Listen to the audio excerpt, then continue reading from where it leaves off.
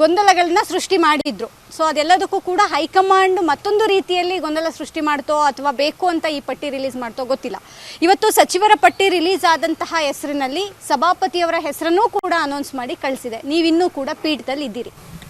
ಇದು ಕರ್ನಾಟಕದ ಇತಿಹಾಸದಲ್ಲಿ ಮೊಟ್ಟ ಮೊದಲು ನಾನು ಕೇಳೋದಿದ್ದನ್ನು. ಇಲ್ಲಿವರೆಗೆ ಮಂತ್ರಿಗಳ ಲಿಸ್ಟನ್ನು ಹೈಕಮಾಂಡ್ಗೆ ಅಧಿಕಾರ ಮಾಡ್ತಾರೆ. ವಿಧಾನಸಭೆ ವಿಧಾನ ಪರಿಷತ್ತನ್ನು ಸ್ಪೀಕರ್ನ ಆರಿಸೋದು, ಸಭಾಪತಿ ಆರಿಸೋದು ಸದನಕ್ಕೆ ಬಿಟ್ಟ ವಿಷಯ. ಮತ್ತು ಅದನ್ನು ಸಹಿತ ಅವರು ಹೈಕಮಾಂಡ್ದವ್ರು ಮಾಡ್ತಂದ್ರೆ ನಾ ಏನು ಹೇಳಕ್ಕೆ ಬರೋದಿಲ್ಲ. ಬಟ್ ಇದೊಂದು ಸರಿಯಾದ ಪದ್ಧತಿ ಅಲ್ಲ. ಯಾವಾಗಲಾದರೂ ಸದನ ಸುಪ್ರೀಂ.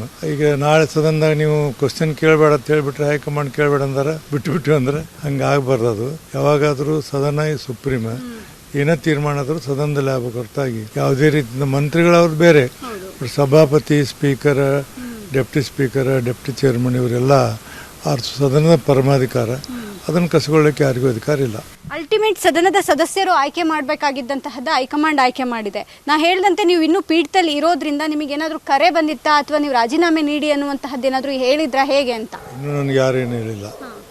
ನನಗೇನು ಹೇಳಿಲ್ಲ. ಮಾಧ್ಯಮದಲ್ಲೇ ಓಡಾಡ್ತಿದ್ದೆ. ಯಾರು ಅವರು ಇವರು ಮಾತಾಡ್ತಾರಂತೇಳಿ ಅವ್ರು ಮಾತಾಡೋದು ಕೇಳಿರ್ಬೋದು. ಬಟ್ ನನ್ನ ಕೂಡ ಯಾರು ಮಾತಾಡಿಲ್ಲ. ಇದೊಂಥರ ಅಂದರೆ ಈ ಹೆಸರು ಅನೌನ್ಸ್ ಆಗಿರುವಂಥದ್ದೆಲ್ಲವನ್ನು ನೋಡಿದರೆ ಇವರು ಅವಿಶ್ವಾಸ ನಿರ್ಣಯವನ್ನು ಮಂಡನೆ ಮಾಡೋದಕ್ಕೂ ಕೂಡ ತಯಾರಿದ್ದಾರೆ ಅನ್ನುವಂಥ ಸ್ಪಷ್ಟ ಆಗ್ತಾ ಇದೆ. ಯಾಕಂದರೆ ಬಹಿರಂಗವಾಗಿ ಹೆಸರು ಅನೌನ್ಸ್ ಆಗಿದೆ ಅನ್ನುವಂತಹದ್ದು ನೋಡಿದರೆ ಆ ಹಾದಿಯಲ್ಲೇ ಇವರು ಇದ್ದಾರೆ ಅನ್ನುವಂತಹದ್ದು. ಆಗಲಿ, ಅದಕ್ಕೇನು ಮಾಡ್ಬೇಕಾದ್ರೆ ನಿಯಮಗಳು ಏನು ಹೇಳ್ತಾವ, ನಿಯಮದ ಪ್ರಕಾರ ನಾವು ಹೋಗ್ಬೇಕಾಗತ್ತೆ. ನಿಯಮದ ಪ್ರಕಾರ. ಯಾಕಂದ್ರೆ ನಮ್ಮನ್ನು ಸಭೆ ಸರ್ವಾನುಮತಿಯಿಂದ ಆರಿಸಿದಾಗ ಸಭೆಗೆ ನಾವು ಸ್ವಲ್ಪ ನನ್ನ ಕೃತಜ್ಞತೆ ಹೇಳಬೇಕಂತ ಅವಕಾಶ ಬೇಕಲ್ಲ, ನಮಗೆಲ್ಲ ಹೇಳಬೇಕಾಗಿದೆ. ಇದಕ್ಕೆ ಒಂದು ಮುಂದೆ ವಿಚಾರ ಮಾಡ್ತೀನಿ ನಾನು.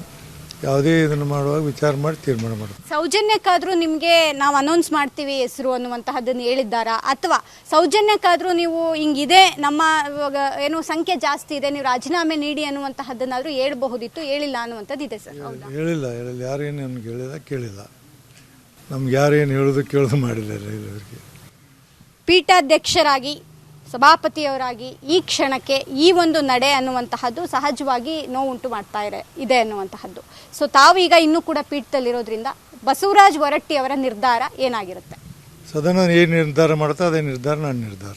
ಈ ಕ್ಷಣಕ್ಕೆ ರಾಜೀನಾಮೆ ಕೊಡಿ ಅನ್ನುವಂತಹದ್ದನ್ನು ಸದನ ಹೇಳಿದರೆ ತಾವು ರೆಡಿ 100%. ಇದಿಷ್ಟು ಸಭಾಪತಿಯವರಾದಂತಹ ಬಸವರಾಜ ಹೊರಟ್ಟಿಯವರ ಮಾತು. ಸದನ ಹೇಳುವಂತಹ ನಿರ್ಧಾರಕ್ಕೆ ನಾನು ಬದ್ಧನಾಗಿದ್ದೇನೆ, ರಾಜೀನಾಮೆ ಕೊಡಿ ಅನ್ನುವಂತಹದ್ದನ್ನು ಸದನ ಹೇಳಿದ್ದೆ, ನಿಜವಾದಲ್ಲಿ ನಾನು ಕೊಡ್ತೇನೆ ಅನ್ನುವಂಥದ್ದು ಕೂಡ ಅವರ ಮಾತು. ಕ್ಯಾಮ್ರಾಮನ್ ಗಂಗಾಧರ್ ಜೊತೆ ದೀಪಾ ಕುಕ್ಕುವಾಡ, ಅಶ್ವವೇಗ ನ್ಯೂಸ್, ಬೆಂಗಳೂರು.